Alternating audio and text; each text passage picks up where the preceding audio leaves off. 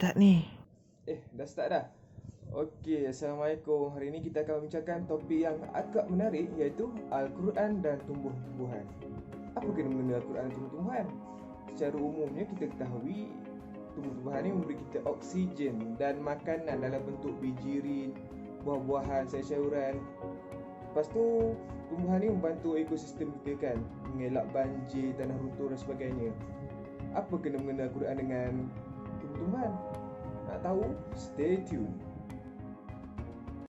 Bismillahirrahmanirrahim. Assalamualaikum warahmatullahi wabarakatuh.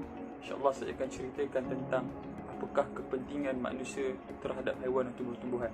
Seperti yang semua maklum, manusia adalah seorang khalifah yang telah dilantik oleh Allah SWT di atas muka bumi ini.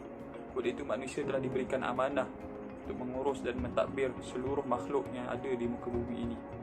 Manusialah individu yang berperanan untuk menentukan sama ada makhluk yang mana di antaranya adalah haiwan dan tumbuh-tumbuhan itu sendiri, sama ada mereka dijaga dengan baik, dipelihara, dilestarikan, ataupun mereka dibinasakan dan dirosakkan oleh manusia juga itu sendiri. Manusia adalah satu-satunya makhluk yang telah diberikan akal fikiran oleh Allah SWT. Dan disebabkan kelebihan inilah manusia diberi kebebasan untuk memilih apakah yang terbaik untuk hidup mereka. Namun begitu, disebabkan kebebasan ini jugalah manusia memilih untuk menjadi tamak dan rakus. Dan disebabkan sifat manusia inilah, tak lain tidak bukan, antara mangsa kerakusan dan ketamakan ini adalah haiwan dan tumbuh-tumbuhan. Kita lihatlah berapa banyak haiwan dan tumbuh-tumbuhan yang rosak, bahkan banyak juga yang telah pupus. Siapa yang mengakibatkan perkara ini? Tak lain tak ada bukan satu makhluk yang namanya manusia. Hal ini telah pun disebut oleh Allah SWT dalam Al-Quran. Kalau kita tengok dalam Al-Quran, surah Ar-Rum ayat yang ke-41, A'udzubillahi minasyaitonir rajim. Zaharal fasadu fil barri wal bahr bima kasabat aydin nas. Ila akhir ayat. Maksudnya, mafhumnya telah berlaku kerosakan di darat dan di bumi kerana tangan-tangan manusia. Sadaqallahul azim. Ayat ini menunjukkan bahawasanya manusialah punca utama kerosakan yang berlaku di muka bumi ini. Wallahu a'lam. Assalamualaikum warahmatullahi wabarakatuh. Seperti yang kita tahu, tumbuh-tumbuhan merupakan perkara sumber utama kepada manusia, seperti biji-bijian, tumbuh-tumbuhan, sayur-sayuran, ubat-ubatan dan sebagainya. Okey, kali ini saya nak memberikan 3 contoh tumbuh-tumbuhan yang terdapat dalam Al-Quran. Yang pertama, di dalam surah Ar-Rahman ayat 68, dalam ini menceritakan tentang terdapat tumbuh-tumbuhan di dalam syurga, iaitu kurma dan delima.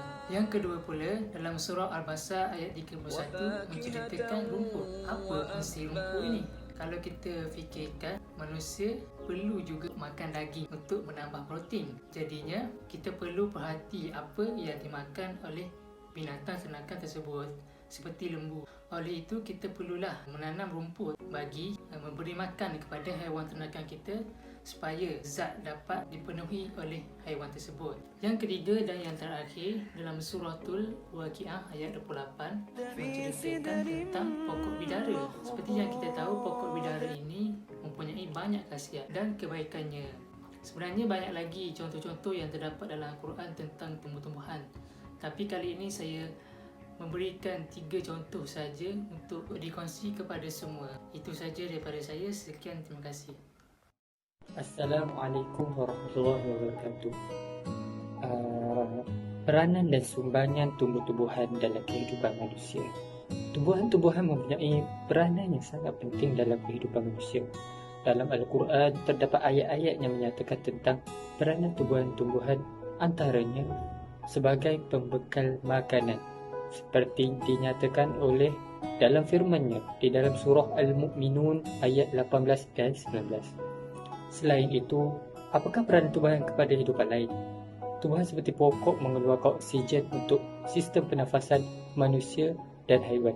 Kemusnahan alam sekitar seperti pembalakan haram, pembakaran hutan, penghapusan kawasan tanaman hujan berskala besar mengakibatkan oksigen berkurangan dan karbon dioksida semakin bertambah di udara. Dengan ini, ia memudaratkan kehidupan-kehidupan lain. Sekian daripada saya, terima kasih. Bismillah, Assalamualaikum warahmatullahi wabarakatuh. Baik, Jadi apakah lagi peranan dan sumbangan tumbuhan kepada kehidupan? Baik, antaranya tumbuhan merupakan salah satu sumber tenaga kepada manusia. Hal ini ada dinyatakan di dalam surah Yasin ayat ke-80 yang mana Allah menjadikan api daripada tumbuhan hijau. Seperti yang kita sedia maklum, bahan api amat penting kepada manusia dan banyak kegunaannya. Dan tidak lain tidak bukan, bahan api ini terhasilnya daripada tumbuhan. Antara sumbangan lain, tumbuhan kepada kehidupan adalah sebagai ejen yang menyederhanakan suhu bumi. Allah ada menyatakan di dalam surah Quraisy tentang betapa pentingnya suhu bumi kepada kehidupan harian manusia. Dan jika tumbuhan tidak dijaga dengan baik, banyak kesan negatif yang akan berlaku kepada kehidupan. Antaranya ialah pemanasan global. Sekian daripada saya. Assalamualaikum warahmatullahi wabarakatuh. Flora dan fauna. Apa kaitan dengan flora dan fauna kan? Apa maksud flora dan fauna? Pernah tak hampa terfikir? Sebelum itu, Assalamualaikum and hai semua. Nama saya Muhammad Syaz Haziq Fitri Nazmi bin R.E. Rocky dan nombor metrik saya 061783. Jadi, berbalik kepada maksud tadi. Maksud flora ialah tumbuhan, manakala maksud fauna pula ialah haiwan. Jadi, semua jelas kan? Bagus. Umum kita ketahui flora merupakan tempat perlindungan kepada pelbagai fauna dan juga manusia. Alam sekitar merupakan tempat tinggal bagi flora dan fauna. Kedua-duanya memainkan peranan dalam mengekalkan alam semula jadi dan setiap satunya mempunyai rantaian yang mengikat antara satu sama yang lain. Kepupusan salah satu daripadanya akan menjejaskan kitaran alam semula jadi. Jadi kita dah tengok maksud kan? Kita tengok pula apakah kesan negatif apabila tidak berlakunya penjagaan kepada flora dan fauna. Jadi yang pertama ialah menjejaskan kehidupan flora dan fauna. Yang kedua akan menyebabkan berlakunya penipisan lapisan ozon. Yang ketiga, manusia tidak akan mendapat oksigen yang mencukupi. Yang keempat, kitaran kehidupan akan terjejas. Yang kelima, akan mengakibatkan hakisan tanah dan tanah runtuh.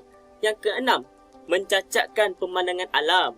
Dan yang ketujuh, iaitu yang terakhir, cuaca semakin panas, menyebabkan pemanasan global yang tidak stabil. Jadi itu sahaja daripada perkongsian saya dari hari ini. Terima kasih semua dan Assalamualaikum. Khulasatul qaul ataupun kesimpulannya, berdasarkan topik ini kita dapat mengetahui bahawa tumbuh-tumbuhan ni banyak kepentingan kepada kehidupan manusia. Kita dapat makanan daripada tumbuh-tumbuhan dan banyak-banyak benda lagi lah kan, akar kayu, oksigen sebagainya. Dan penggunaan nama-nama tumbuhan dalam Quran menunjukkan Allah ni mengambil berat terhadap penciptaan tumbuh-tumbuhan ni. So kita ni sebagai manusia, walaupun tumbuh-tumbuhan ni lebih bawah daripada kita ciptaannya, tapi kita sebagai manusia kena hormatinya. Okey, itu saja daripada kami. Assalamualaikum warahmatullahi wabarakatuh.